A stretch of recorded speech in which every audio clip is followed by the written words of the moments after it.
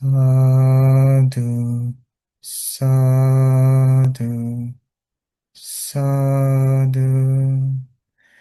Namo tassa bhagavato arahato samma sambuddhassa.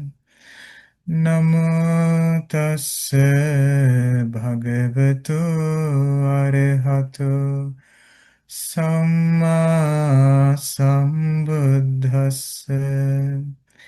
Namo tassa bhagavato arahato samma sambuddhassa. Homage to the Blessed One, the Worthy One, the Supremely Enlightened One. Homage to the Blessed One, the Worthy One, the Supremely Enlightened One. Homage to the Blessed One, the Worthy One, the Supremely Enlightened One. Sadhu, sadhu, sadhu. May our homage to our teacher Bhante. Sadhu, sadhu, sadhu. Do you remember the sutta that we talked last week? What was it about? Things to be abandoned by the eye of wisdom. Is that the one? Exactly. Yes. And this is also connected with the full awareness meditation. We are trying to understand about that meditation with the support of the other suttas so that we can get knowledge from the Buddha's teachings. What exactly is full awareness? Now, to remember about the full awareness meditation in the Satipatthana Sutta, I will recite it again so that you can understand it. This was the meditation, and these discussions are centered in this meditation. The which meditation is this? Full awareness meditation. Yes, full awareness meditation. Do you see the screen, friends? Mm-hmm. Okay. This was the meditation in the Satipatthana Sutta, and this was the third meditation. This is how the instruction goes by the Buddha. He say, again, a bhikkhus. Bhikkhu means the practitioner. A bhikkhu is one who acts in full awareness when going forward and returning, who acts in full awareness when looking ahead and looking away, and in full awareness when flexing and extending his limbs, and also when wearing his clothes and carrying the clothes, outer robe, and also the alms bowl, and exercise that full awareness even when eating, drinking, consuming food, and tasting, and even defecating, urinating, and also when walking, standing, sitting, falling asleep, waking up, talking, and keeping silent. Okay, that's how the instruction went according to the Satipatthana Sutta. And we explored about this in more details during our previous discussions, the meaning behind the full awareness. And there we studied that the full awareness should be the faculty of wisdom that we apply in our day-to-day life. Can I ask you a question, friends? How do you practice full awareness when you take your food?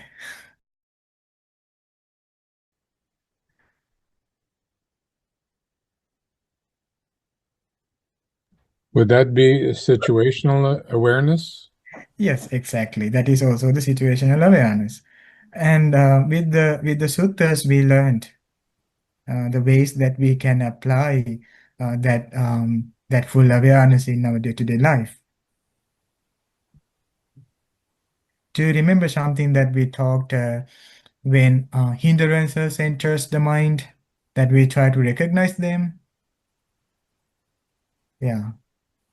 And we also talked about when greed, anger, delusion arise in the mind, we try to let them go by using the full awareness.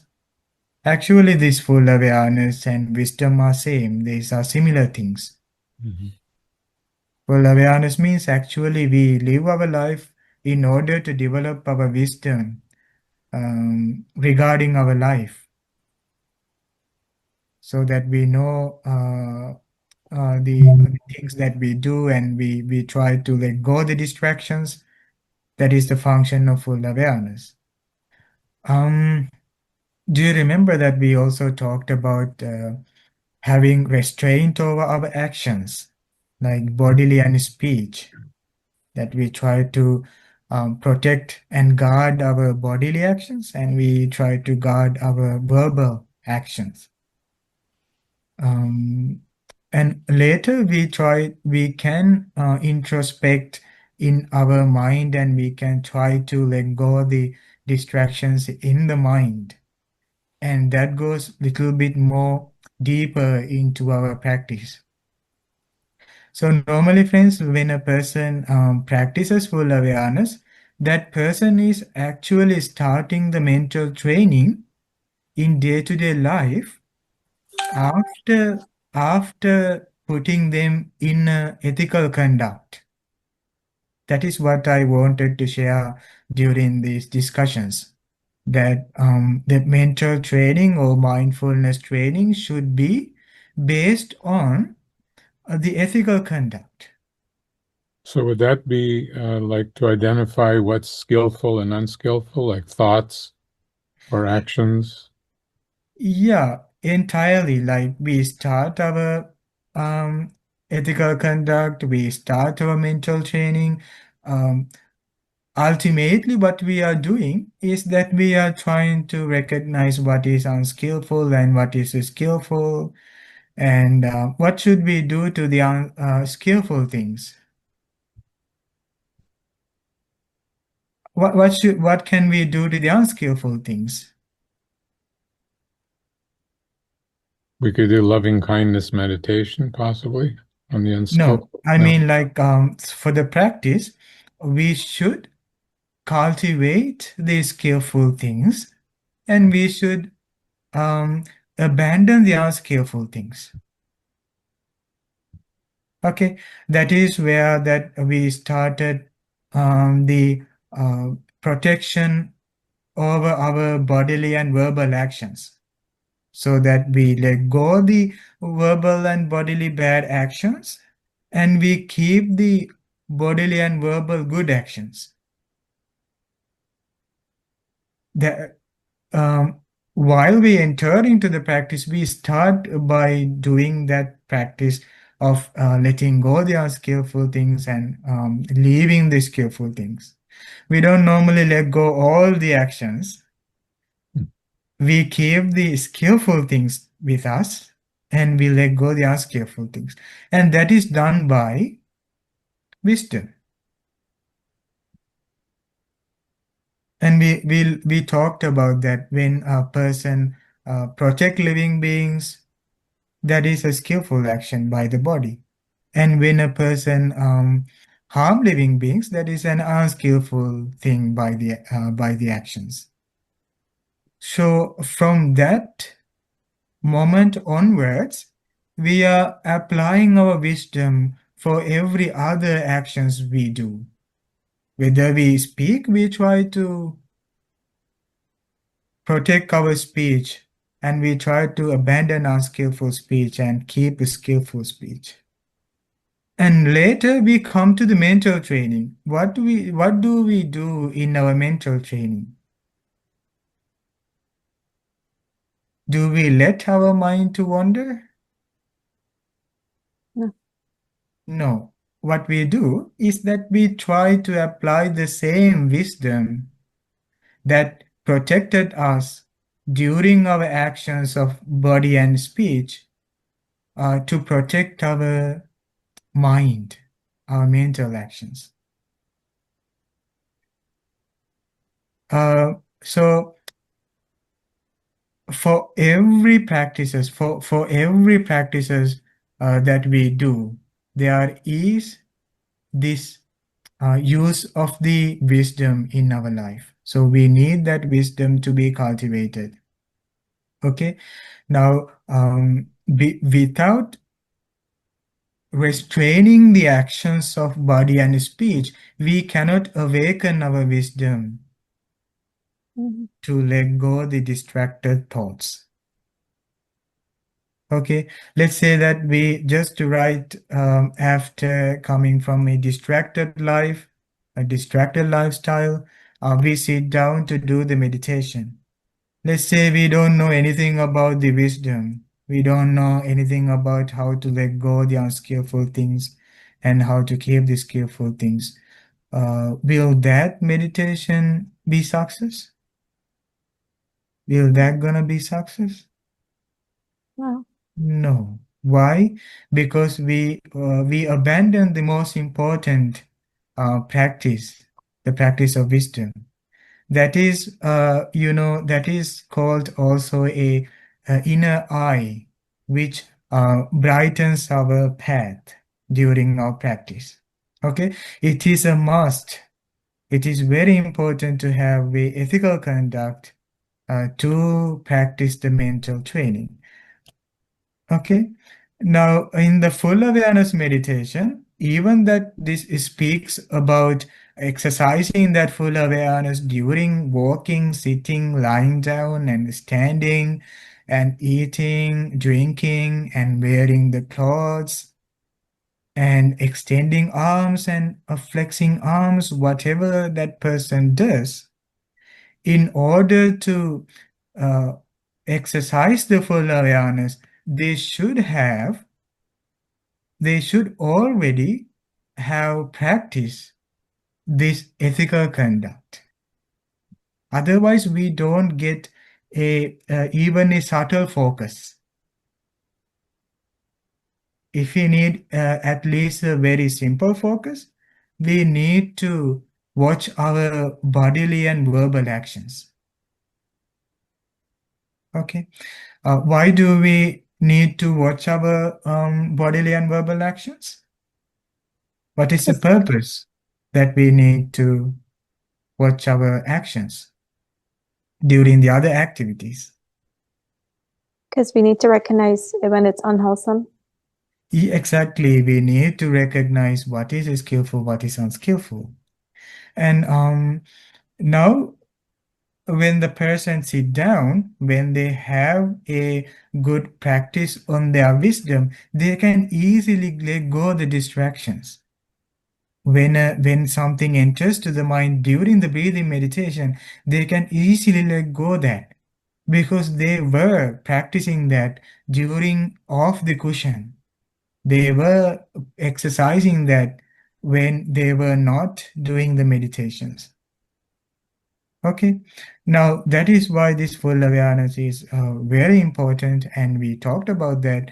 So can we, okay, can somebody give me an example for one unskillful action and another skillful action that can happen through our body? Let's say body. Give me one example. Anger? No, No, by body? way of body. Body. Mhm. You hit someone? Or you What? throw, like hitting somebody might be, or Yes, throwing a pen hitting at them or somebody, something, yeah, or bumping into someone. yeah.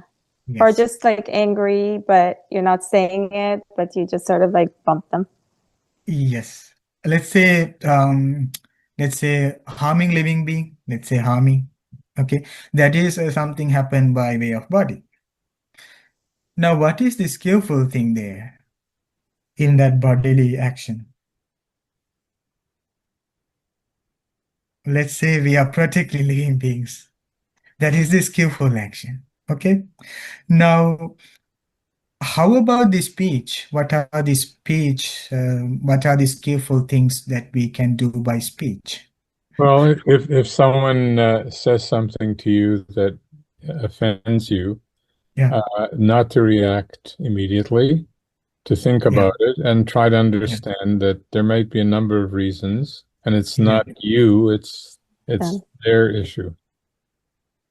You see that there is this wisdom, the play of the wisdom, that when you provide the correct answers, that you took some time to understand what is this monk, this Bhante is speaking, and what is it he's referring to. And then you recognize, okay, this is skillful, harming living beings, unskillful, and protecting living beings is skillful. Speech, when it comes to speech, this is skillful, this is unskillful. Now that is your uh, thinking, your free wisdom that you can know for yourself. Okay, this is exactly what you need to practice, letting go the distracted thoughts. Now here, there's a very short sutta that is called love. What should he not give one who loves the good? What should a mortal not relinquish? What should one release when it's good, but not release when it's bad? He was asked by a Deva from the Buddha. Buddha gave the answer. A person should not give himself away. He should not relinquish himself, which means the person should not abandon his benefit, his or her benefit. What lead to the goodness and badness, what lead to the success and a failure. One should release a speech that is good, but not a speech that is bad. You see, one takes a moment to reflect before one speak. Before one release the speech, one should know, oh, am I talking good or am I talking bad?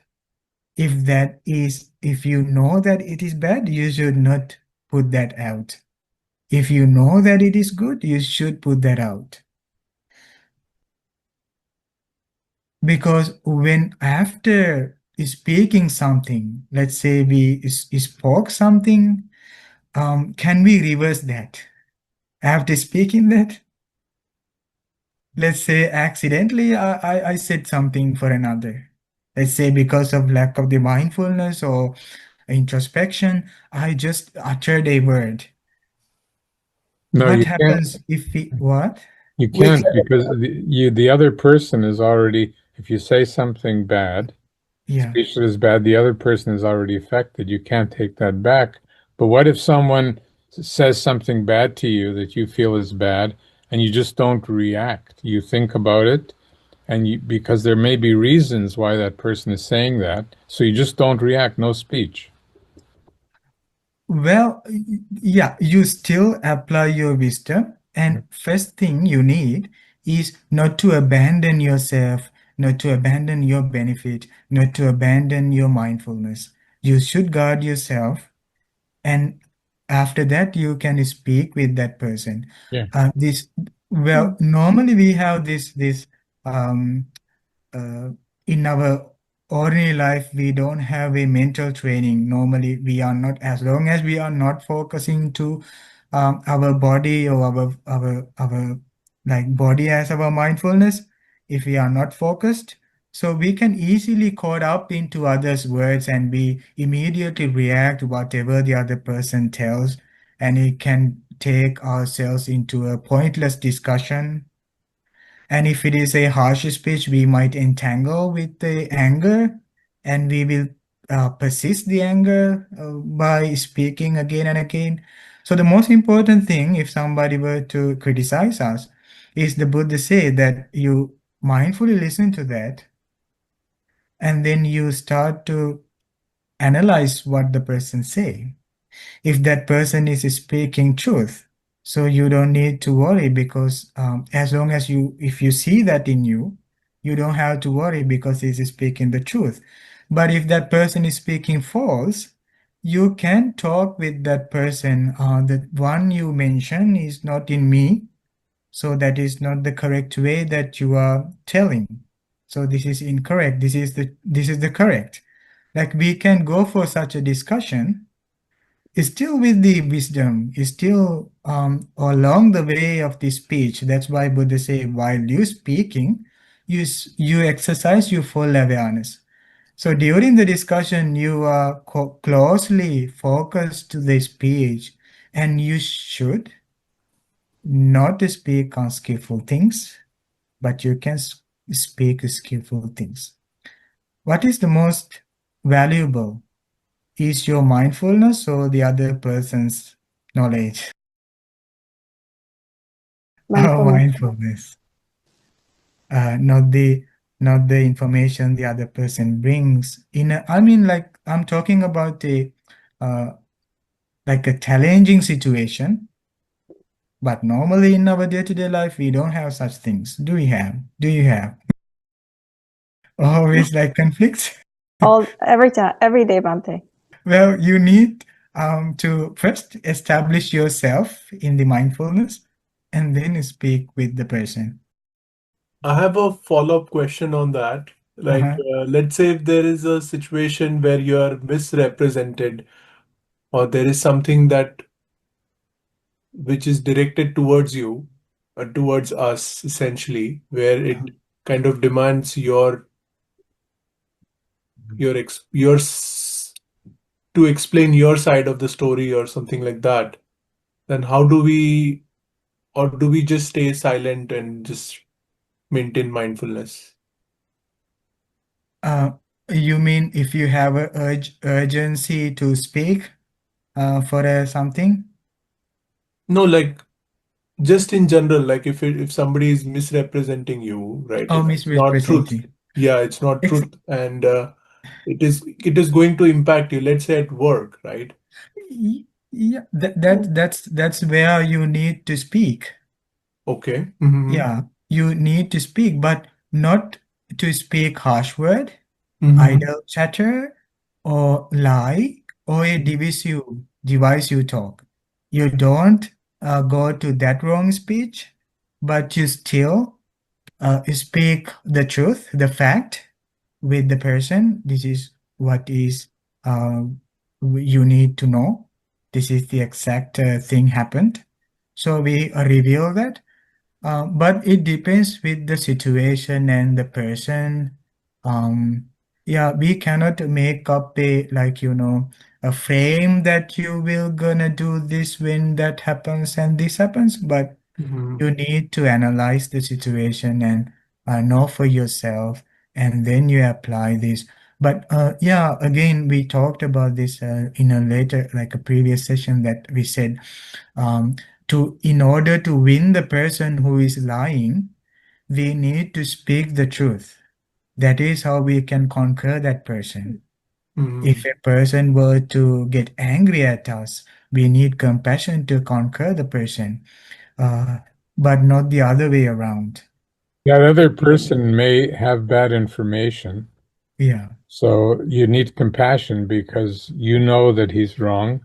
And yeah. he probably heard it from someone, bad speech that he heard, divisive speech from someone else. Oh, yeah. Yeah. So if we are explaining our point of view, and if that, I mean, inadvertently, we are also talking in a divisive manner, right? Or it does not amount to divisive or divisive speech, does it? Like if somebody says, okay, XYZ person, Mhm. he was like whatever it is, right? Just Uh-huh. giving a hypothetical example. Yeah, yeah. And then you say that, okay, no, I didn't mean that, and that person is not accurate. So Yeah. does that amount to divisive speech or no? When you speak, there should be an intention of dividing, making two people apart. You must Okay. have that bold intention, which means Hmm. visible intention, very clear to you that you Hmm. are breaking two people apart. And there must have such a powerful intention to happen that to break two people when we speaking. I mean, let's say there are two persons, and then I listen from a one and Mm-hmm. bring the news to the next one who Mm-hmm. are already two friends. And then, out of intention, I Mm-hmm. intentionally, deliberately change the information, and I change the story and tell completely different story to that person, motivated by a powerful intention of breaking them apart. Mm. I see. Okay. That's the device you talk. So then we later see these two people separated and they are not united. And we get our wisdom to know that this is how we do that. There should be such an intention. And we cannot control the others, and we don't need and we cannot expect others like they would speak to us always good things and they should not treat us bad. That's the challenge. So we need our mindfulness even the midst of such a lifestyle, Mm. because we are encountering with many people in many walks of their lives and with many um, like perspectives. So most important thing is to know your protection and your wisdom, um, your benefit, and then you are knowing what to talk and what not to talk. And uh, there is a teaching where the Buddha once went with the attendant Bhante to a certain village, and the village people there was criticizing the Buddha. They didn't like Buddha at all, and they Mm-hmm. started to blame and criticize the Buddha when he was going to the alms round. And the attendant Bhante said, Buddha, Master, we cannot stay here. You see, these people are criticizing us, and they are doing it without a reason. Like they just want to harm us. They just want to criticize us.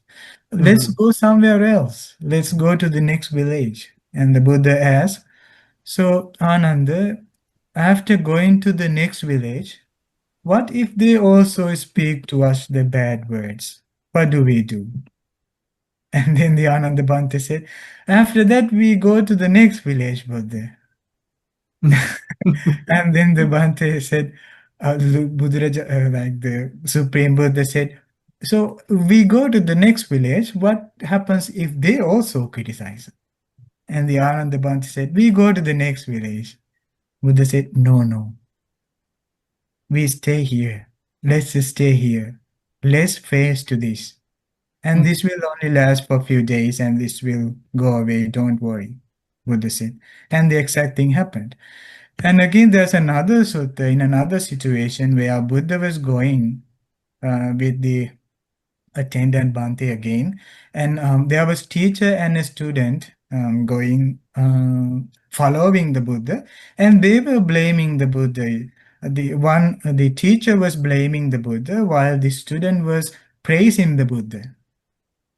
Mm-hmm. And then the Buddha said, so the Buddha heard that, and the Anandabhante asked, why the teacher is criticizing us, while the student is praising us. What is that? Why? How do we react to that? So the Buddha said, if somebody were to uh, criticize the Buddha or the disciple of the Buddha, you don't get angry. Buddha said, you don't get angry. If you get angry, the loss is yours.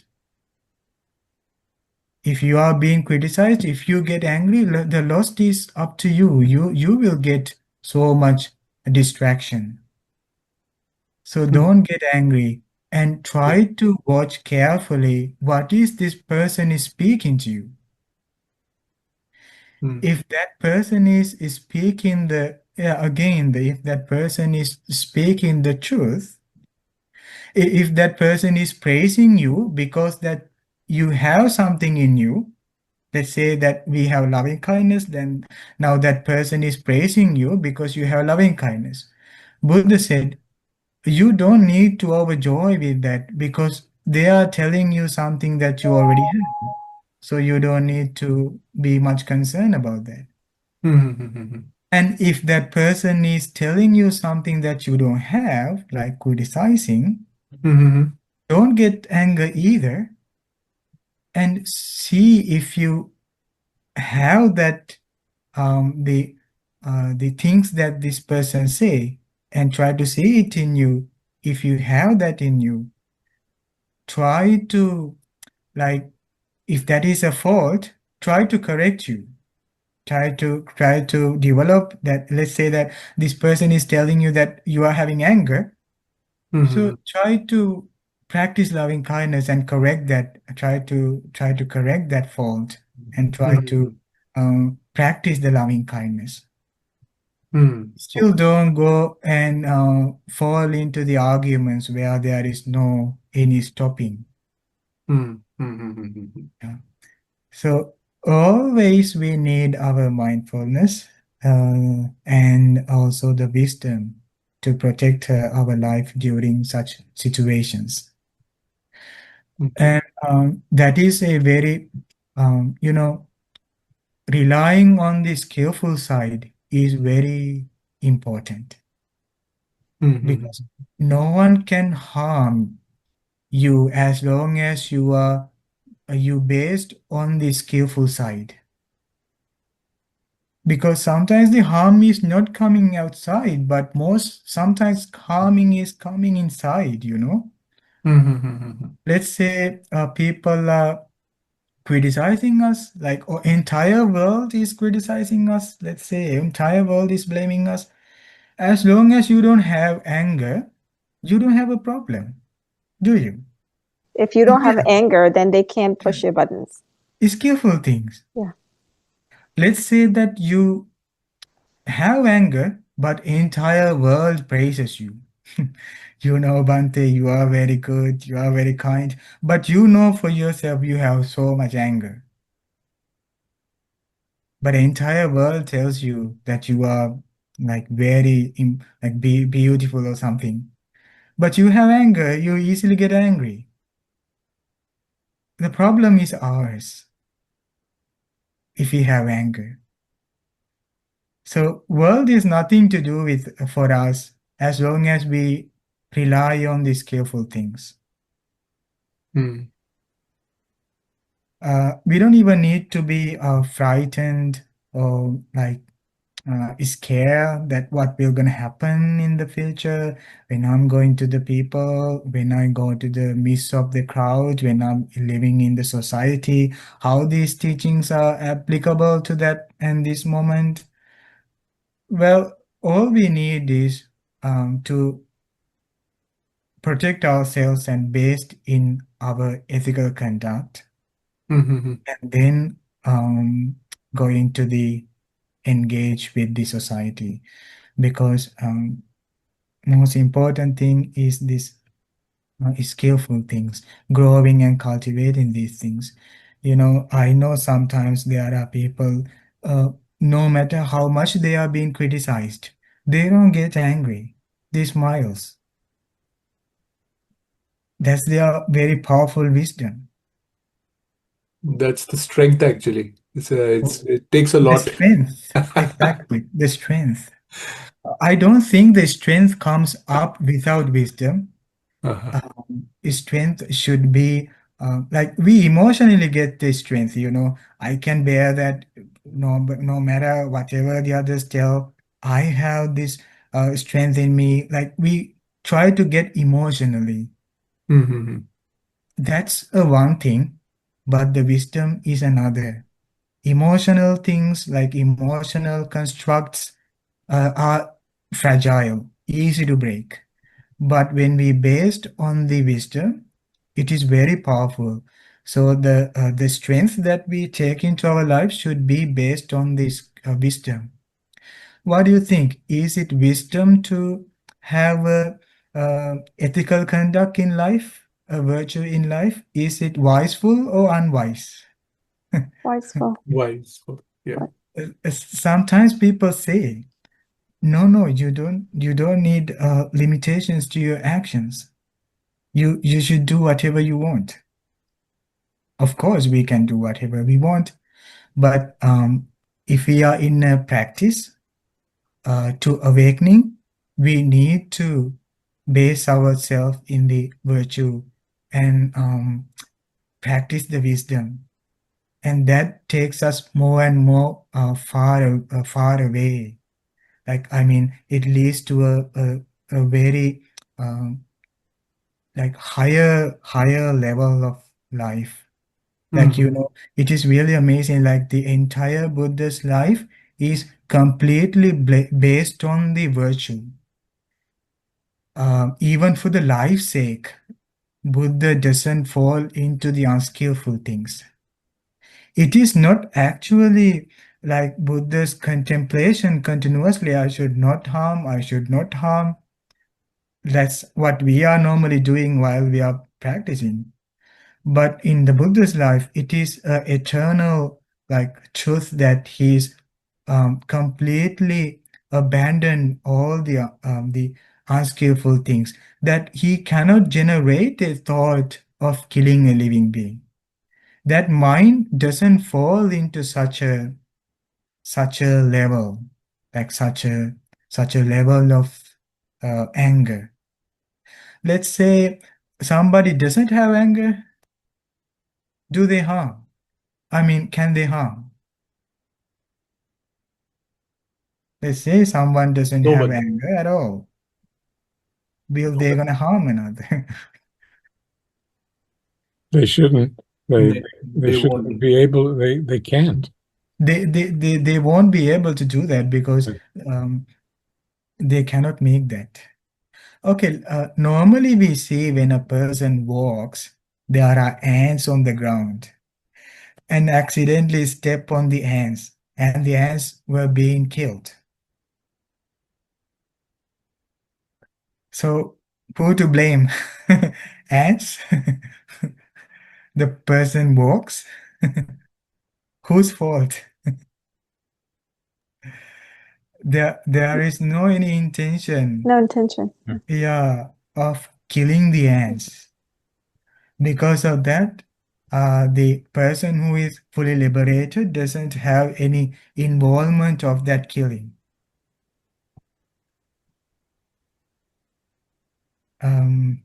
Yes.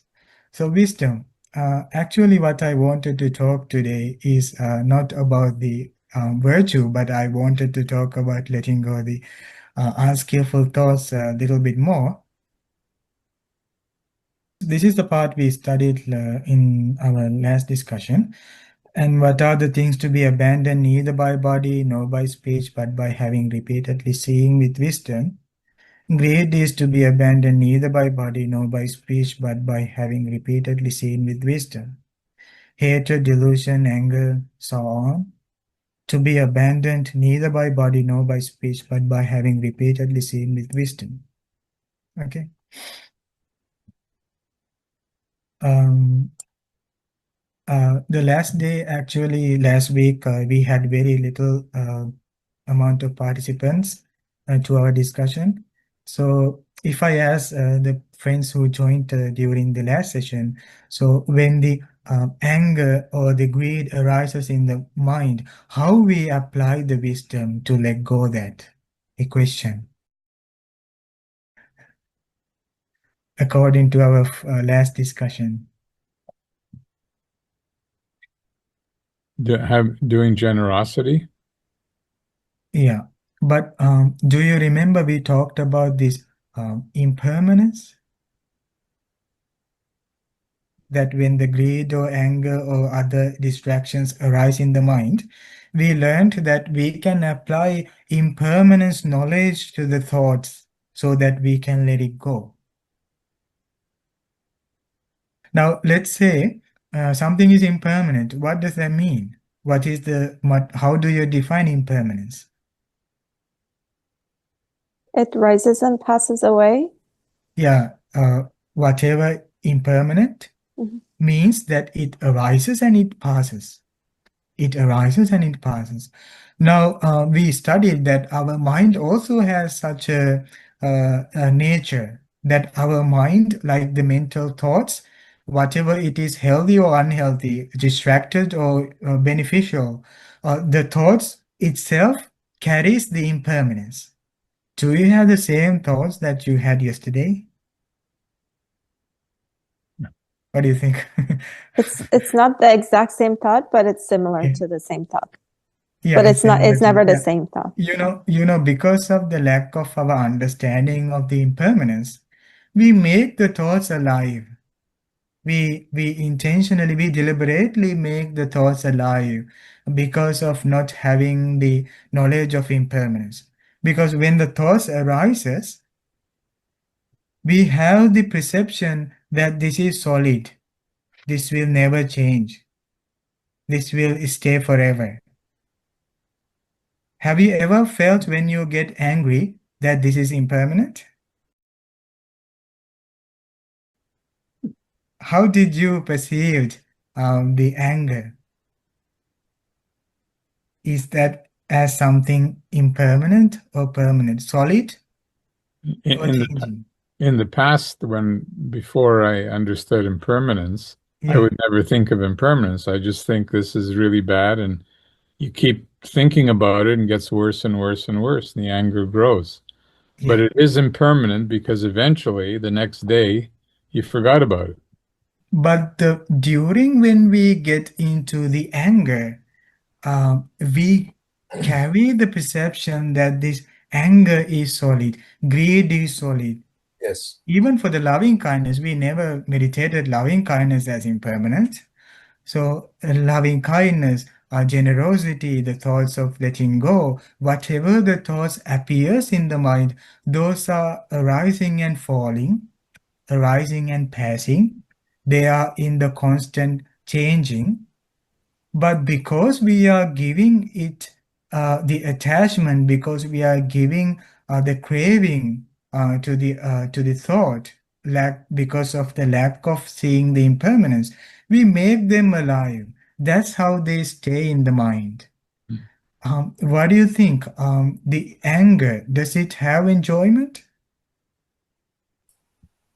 or no enjoyment? No enjoyment. It brings suffering. But why it stays in the mind if there is no enjoyment in the anger? It should Be- not stay inside. I I think the permanence is of the anger is almost an enjoyment. Yes. I think you feel right at that point that you have Yes. a right to be angry. That takes the discussion to another direction. But what I wanted to know is that when the anger arises, we have seen its enjoyment. That is why it stays in the mind. If we were to see the anger as impermanence, it will leave our mind. Why it doesn't leave our mind? Because we couldn't focus to the angry thought and reflect its impermanence. So when you let go the distracted thought, with the wisdom, what you need is to focus to the exact thought which is disturbing you and try to understand its impermanence. This is impermanent. You can notice that thought by thinking this is impermanent. This is arising and passing. What you are actually doing is that you are breaking the relationship of your craving, your attachment to that thought. As soon as you realize the thought is impermanence, your thought leaves you. But that requires great wisdom. That is what we are doing. That's what we are meditating. That is why we are meditating. Um, we keep on looking at again, let's say again the thought, angry thought remembers to us. Again, after 2, 3 days, enters to our mind. Again, we reflect impermanence, impermanence, impermanence. We are teaching our mind, we are feeding our mind with something originally exist. It is not contradictory to the truth.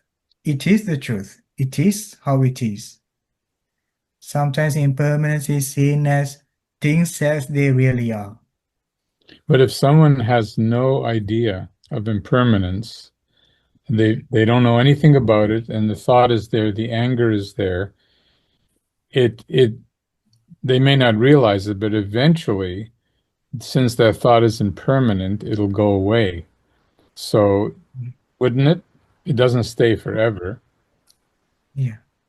So Yeah. But One should not need to be a Buddhist, exclusively a Buddhist, to able to see the impermanence, because it is being taught as by the Buddha as truth of existence. okay. Even though that person doesn't know that, this person see that it enters to mind and it leaves the mind.